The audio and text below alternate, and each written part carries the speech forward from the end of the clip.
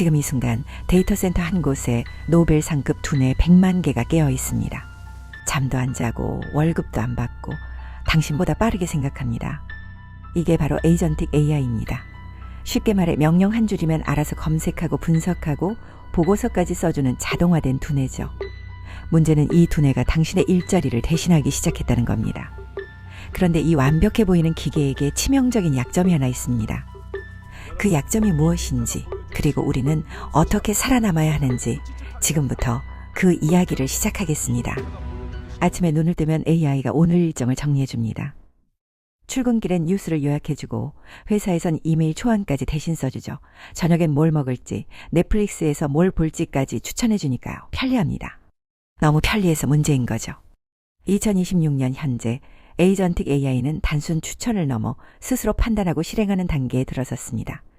예전 AI가 이런 옵션이 있어요 라고 알려줬다면 지금은 제가 처리해뒀어요 라고 말하는 수준이 됐죠. 항공권 예약, 회의 일정 조율, 고객 응대까지. 인간이 결정할 틈 자체를 주지 않습니다. 여기서 무서운 변화가 시작되고 있어요. 바로 선택하지 않는 인간이 되어가는 겁니다. 매일 수십 번씩 내리던 작은 결정들, 뭘 먹을까, 어떤 길로 갈까, 이 단어가 맞을까, 이런 사소한 선택이 사실은 뇌를 훈련시키는 과정이었거든요.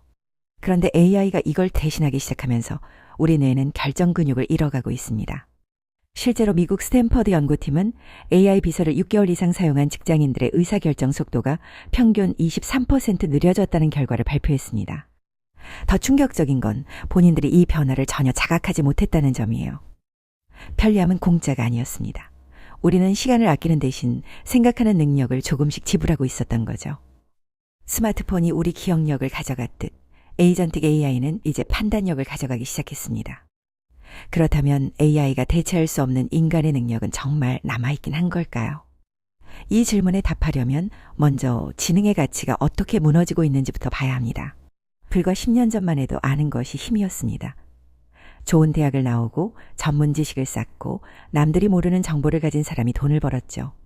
변호사, 의사, 회계사, 컨설턴트, 이들의 몸값이 비쌌던 이유는 단순합니다. 희소한 지식을 가졌기 때문이에요. 그런데 2024년을 기점으로 이 공식이 깨지기 시작했습니다. 카이스트 교수는 이렇게 표현했어요. 이제 노벨상급 지능 100만 명이 데이터 센터에 상주하는 시대가 됐다고요. 과장이 아닙니다. 실제로 GPT-4 수준의 AI는 의사 자격시험, 변호사 시험, MBA 과정을 상위권 성적으로 통과합니다.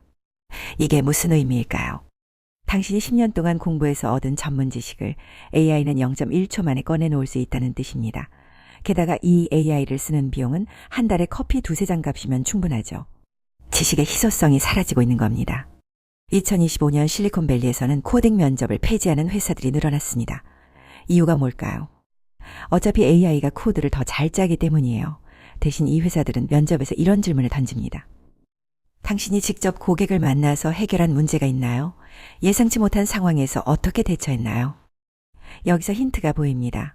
AI가 아무리 똑똑해져도 인터넷에 없는 정보는 학습할 수가 없어요.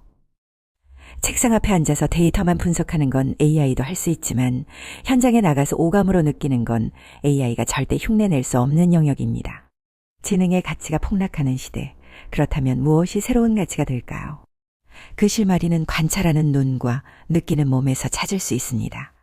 2025년 한 글로벌 컨설팅 회사에서 실험을 했습니다. 똑같은 시장조사 과제를 두 팀에게 줬어요.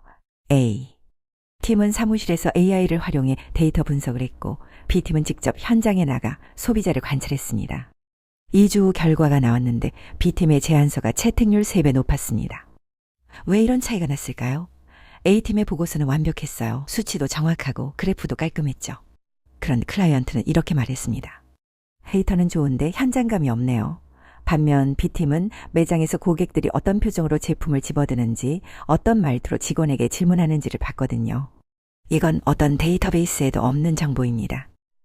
AI는 인터넷에 올라온 텍스트, 이미지, 영상을 학습합니다. 하지만 세상 대부분의 정보는 인터넷에 올라오지 않아요. 골목 식당의 점심시간 분위기, 지하철에서 사람들이 스마트폰을 보는 각도, 비 오는 날 편의점 앞에 서 있는 사람들의 표정. 이런 것들은 데이터가 되기 전에 그냥 사라져버립니다. 여기서 인간의 오감이 중요해지는 거예요. 눈으로 보고, 귀로 듣고, 피부로 느끼는 모든 경험은 AI가 접근할 수 없는 원천 데이터입니다. 방구석에 앉아서 AI에게 시장 조사해줘라고 시키는 사람과 직접 발로 뛰며 현장을 관찰하는 사람. 5년 후 이 둘의 가치 차이는 상상 이상으로 벌어질 겁니다. 그렇다면 현실에서 우리는 어떤 환경에 놓여 있을까요? AI만의 문제가 아닙니다. 2026년 경제 전체가 요동치는 상황에서 인간의 판단력은 더욱 시험대에 오르고 있거든요. 2026년은 경제적으로 롤러코스터 같은 해가 될 전망입니다. 신한은행 단장은 올해 주목해야 할 핵심 변수로 미중 갈등의 격화와 연준 의장 교체 가능성을 꼽았어요. 이 두 가지만으로도 시장은 하루에 몇 %씩 출렁일 수 있습니다. 흥미로운 건 AI의 한계가 바로 여기서 드러난다는 점이에요. AI는 과거 데이터를 기반으로 예측합니다. 그런데 시장을 움직이는 건 데이터가 아니라 심리거든요. 2020년 코로나 팬데믹 때를 떠올려 보세요. 어떤 AI도 3월의 폭락과 11월의 폭등을 동시에 예측하지 못했습니다. 인간의 공포와 탐욕이 만들어낸 급변동이었으니까요. 지금도 마찬가지입니다. 트럼프 전 대통령의 관세 정책, 중국의 부동산 위기, 일본의 금리 정책, 이런 변수들은 숫자로 예측되지 않아요. 정치인의 한마디, 협상 테이블의 분위기, SNS에서 터지는 루머, 비이성적인 요소들이 시장을 좌우하는 거죠. AI는 이런 변동성 앞에서 무력해집니다. 과거 패턴에 없던 상황이 펼쳐지면 AI는 데이터가 부족합니다 라고 답할 뿐이에요. 반면 노련한 투자자들은 촉으로 움직입니다. 수십 년간 현장에서 축적한 경험, 수많은 실패와 성공을 몸으로 기억하는 거죠. 그렇다고 인간이 무조건 유리한 건 아닙니다. 오히려 대부분의 사람들은 AI보다 더 나쁜 선택을 하고 있어요. 왜냐하면 생각 자체를 외주화해버렸기 때문입니다. AI한테 물어봐. 요즘 직장에서 가장 많이 듣는 말 중 하나입니다. 모르는 게 있으면 검색 대신 챗GPT를 열고 보고서를 쓸 때도 먼저 AI에게 초안을 부탁하죠. 편리하긴 합니다. 그런데 이 습관이 무서운 부작용을 낳고 있어요. 2025년 발표된 한 논문에 따르면 AI를 주 5회 이상 업무에 활용하는 직장인들의 비판적 사고 능력이 1년 만에 유의미하게 저하됐습니다. 쉽게 말해서 스스로 질문을 만들어내는 능력이 약해진 거예요. AI에게 좋은 답을 얻으려면 좋은 질문을 해야 하는데 그 질문조차 떠올리지 못하는 상태가 되어버린 거죠. 더 심각한 문제는 필터 버블입니다. AI는 당신이 좋아할 만한 정보만 보여줍니다. 검색 결과, 뉴스피드, 추천 콘텐츠 전부 당신의 취향에 맞춰 최적화되어 있어요. 결과적으로 당신은 자기 생각을 확인해주는 정보만 계속 접하게 됩니다. 반대 의견, 불편한 진실, 예상 밖의 관점은 알고리즘이 알아서 걸러주거든요. 이렇게 되면 인간은 AI의 타겟팅 대상으로 전락합니다. 생각하지 않는 소비자, 질문하지 않는 시민, 선택하지 않는 노동자. 광고주와 플랫폼 입장에서는 이보다 다루기 쉬운 대상이 없어요. 하지만 모든 사람이 이렇게 되는 건 아닙니다. 오히려 이 흐름을 역이용하는 세대가 있어요. 바로 바이브 코딩으로 무장한 1020세대입니다. 코딩 몰라도 앱 만들 수 있어요. 2025년부터 유행하기 시작한 바이브 코딩은 말 그대로 자연어로 AI에게 명령해서 서비스를 만드는 방식입니다. 로그인 기능 만들어줘, 결제 시스템 연결해줘 라고 말하면 AI가 코드를 짜줘요. 전문 개발자 없이도 몇 시간 만에 프로토타입이 완성되는 거죠. 대학생들 사이에서는 이미 창업 붐이 일고 있습니다. 과거에는 아이디어는 있는데 개발자가 없어서라는 핑계가 통했어요. 이제는 안 통합니다. AI가 기술적 장벽을 무너뜨렸으니까요. 남은 건 실행력뿐입니다. 여기서 한국의 압축 성장 경험과 비슷한 패턴이 보여요.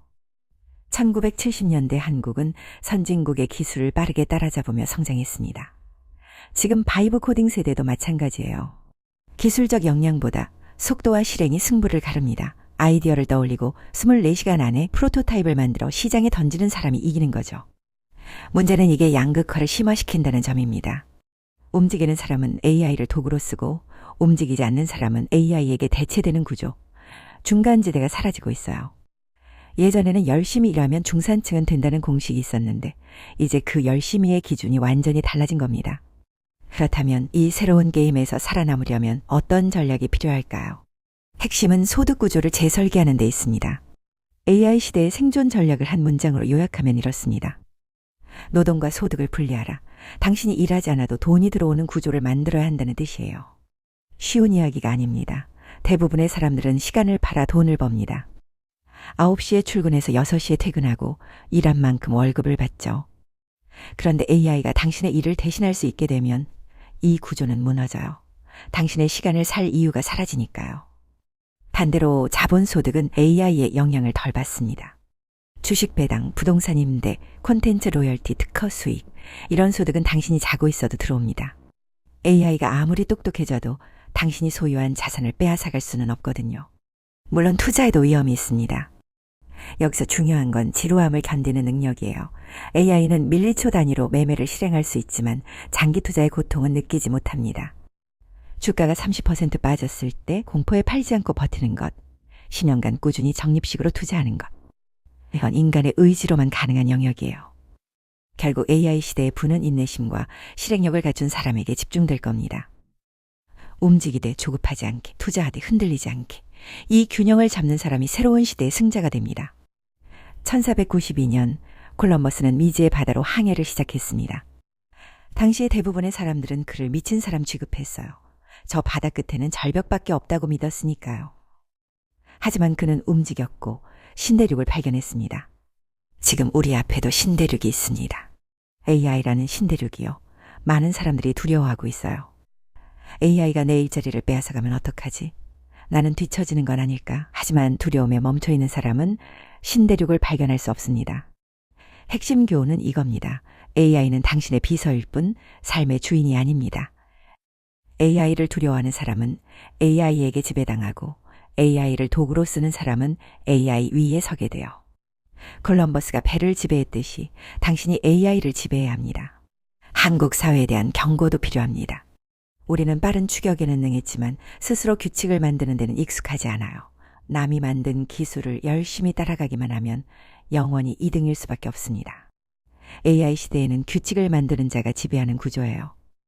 마지막 질문을 던지며 마무리합니다.